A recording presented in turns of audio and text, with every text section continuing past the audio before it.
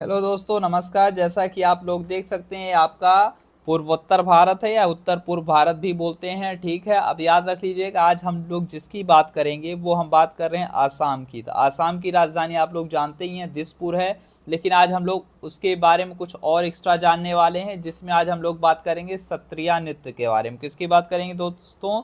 सत्रिया नृत्य। अब देखिए, नृत्य क्या है? सत्रिया नृत्य है। ये कहाँ का है? तो स्पेशली हमने बता ही दिया, आसाम का प्रसिद्ध नृत्य है। ठीक है, तो शंकर देव कौन थे? शंकर देव जी थे। उन्होंने अंकिया नाट्य के प्रदर्शन के लिए इसे विकसित किया गया था। ठीक है ना। अब देखिए, अंकिया नाट्य क्या होता है? तो अंकिया नाट्य क्या होता है? जो शंकर देव और माधव देव द्वारा रचित एक नाट्य समूह को क्या बोला गया है? अंकिया नाट्य बोल दिया गया। मतलब श्रीमंत शंकर देव जो थे वो, और प्लस उनके साथ और लोग हैं, एक लोग का नाम और आएगा, माधव देव, है ना। तो इन इन दोनों लोगों द्वारा मिलकर एक नाट्य रचित किया गया था, नाट्य समूह की रचना की गई थी, जिसे अंकिया नाट्य नाम दिया गया था। ठीक है ना दोस्तों।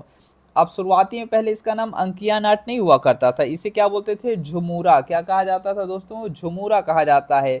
लेकिन आगे चलकर जो वैष्णव भक्त हुए, इन्होंने इसका नाम क्या कर दिया? अंकिया नाट्य कर दिया। ठीक है, इतना क्लियर हो गया। अब इसकी भाषा की बात करते हैं, तो देखिए, ये एक मिक्स मिश्रित भाषा है। स्पेशली इसे ब्रजावली बोलते हैं। क्या बोलते हैं दोस्तों? ब्रजावली भाषा बोलते हैं। ठीक है। अब जो इसका मुख्य वो रहे हैं, कैरेक्टर रहे हैं, तो ये किस पे फोकस्ड है दोस्तों?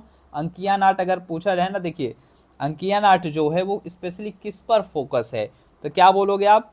कृष्ण पर केंद्रित है। किस पे केंद्रित है दोस्तों? कृष्ण पे केंद्रित है। जब कृष्ण पे केंद्रित है तो इसका मतलब पूजा किसकी होगी? कृष्ण की पूजा होगी। ठीक है। अब वही बात करते हैं आसाम राज्य की। तो आसाम आप लोग जानते हैं उत्तर पूर्वी राज्य है। अब बात करते हैं आसाम राज्य में कुछ जो चीज़ें खास रही हैं। क्या क्या खास हो सकता है? पहली चीज़ तो इसमें आपको ओरंग नेशनल पार्क मिल जाएगा, जहाँ पे भारतीय गैंडे आपको मिल जाएंगे। ठीक है, क्या मिलेगा? ओरंग नेशनल पार्क कहाँ मिलेगा? आसाम में ही मिल जाएगा। आपको यहीं पे आईआईटी गुवाहाटी भी मिल जाएगी आसाम में ही। आसाम में ही आपको नीलाचल की पहाड़ियाँ मिलेंगी, और नीलाचल की पहाड़ियाँ में ही आपको क्या मिलेगा दोस्तों? कामाख्या मंदिर मिल जाएगा। कभी कभी क्वेश्चन पूछ लेता है ना, कामाख्या मंदिर कहाँ पे है? तो आसाम में है, नीलाचल की पहाड़ियों में है। ठीक है, याद रख लीजिएगा। नेक्स्ट, और एक चीज़ और याद रख लीजिएगा, जो आसाम राज्य है ना, इसका खास बात क्या रहा है दोस्तों? ये 26 जनवरी 1950 से ही इसे राज्य का दर्जा मिला हुआ है। ठीक है ना दोस्तों।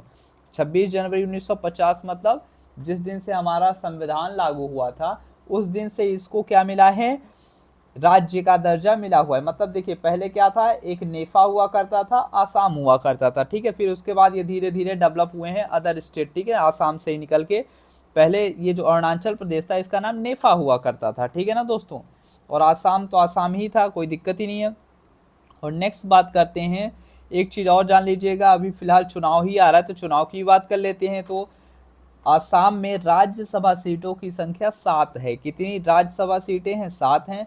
जब वही बात करते हैं लोकसभा सीटों की संख्या, तो आसाम में कितनी है? 14 है। 14 लोकसभा सीट हैं और 7 राज्यसभा सीट हैं। अब विधानसभा सीटों की बात करें तो 126 126 सीटें हैं। ठीक है।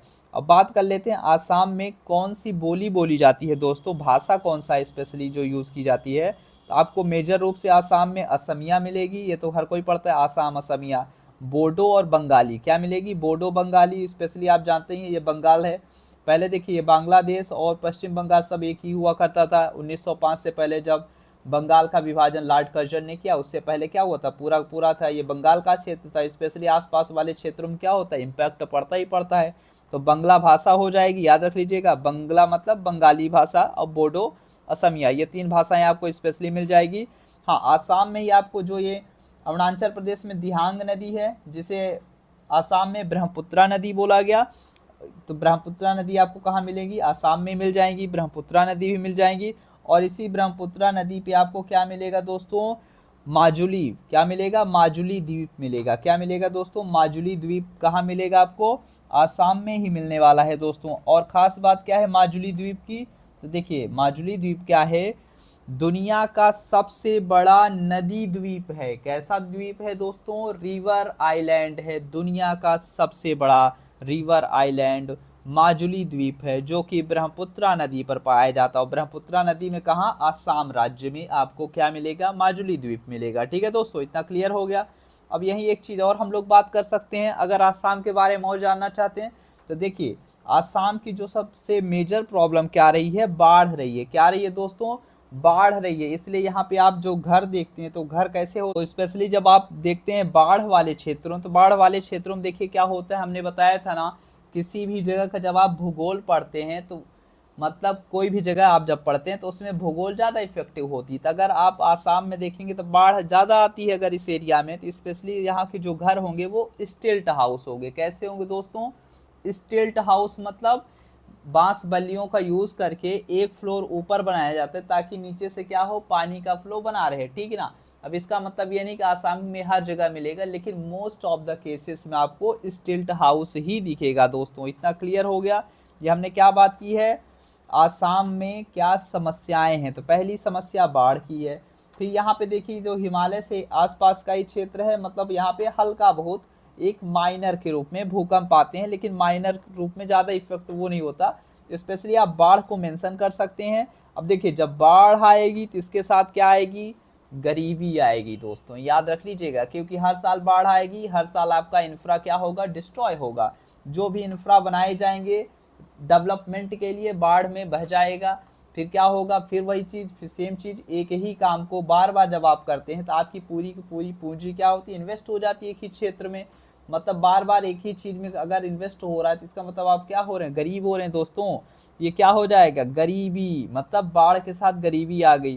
और जब गरीबी रहेगी तो जाहिर सी बात है पिछड़ापन आ ही जाएगा दोस्तों, ठीक है। इतना क्लियर हो गया। तो क्या क्या मिलेगी आसाम की समस्या में, बाढ़ मिलेगा, गरीबी मिलेगी, पिछड़ापन दिख जाएगा, ठीक है। और आसाम में नेशनल पार्क हमने बताया ही था, क्या था, ओरंग नेशनल पार्क हमने बता दिया, भारतीय गैंडे मिलते हैं। और यहीं पे आपको काजीरंगा नेशनल पार्क भी मिल जाएगा दोस्तों। काजीरंगा नेशनल पार्क, हाँ वही जिसे 1974 में नेशनल पार्क का दर्जा दिया गया, मतलब नेशनल पार्क मतलब राष्ट्रीय उद्यान का दर्जा दिया गया, किसको, काजीरंगा को। लेकिन ये बना कब था, 1905 में इसकी स्थापना हो गई थी दोस्तों। लेकिन दर्जा कब मिला था नेशनल पार्क का, 1974 में मिला था। बस इतना क्लियर हो गया। और यहीं पे आपको मानस भी मिल जाएगा। यहाँ देखेंगे आप, मानस दिख रहा है, दिख रहा है कि नहीं दिख रहा है दोस्तों, मानस दिख गया, काजीरंगा दिख गया, ओके ठीक है, इतना याद रख लीजिएगा। और यहीं पे आपको नामेरी भी दिख जाएगा। क्या दिखेगा दोस्तों, नामेरी दिख जाएगा। बाकी आप ढूंढ के बताइएगा नामेरी नेशनल पार्क आसाम राज्य के किस जिले में आता है, ये आप बता सकते हैं कमेंट करके आंसर। आई होप कि आपको ये वीडियो वाकई अच्छी लगी होगी, बहुत सारी इन्फॉर्मेशन मिली होगी, जो आप पढ़ के आए होंगे उससे कुछ ज़्यादा सीखने को मिला होगा दोस्तों। तो चलिए मिलते हैं अपने नेक्स्ट वीडियो में, तब तक के लिए बाय बाय। अगर आप हमारे चैनल पे नए हैं तो सब्सक्राइब करके ज़रूर जाएं और इसे अपने दोस्तों के पास भेजें, उन लोगों के पास भेजें जो वाकई कुछ जानना चाहते हैं। हाँ जानते हैं कि थोड़ा देखिए क्या होता है, इस मैप पे पढ़ाना थोड़ा वो होता है समझाना, क्योंकि आज का डिजिटल एरा बहुत ज़्यादा हो चुका है, वो बात सही है। लेकिन सीखने के लिए कोई वो नहीं है दोस्तों, आप इस पे भी सीख सकते हैं। हाँ आपके काम की चीज़ें अगर मिल रही हैं तो बिल्कुल सीखिए। तो मिलते हैं अपने नेक्स्ट वीडियो, तब तक के लिए बाय बाय दोस्तों।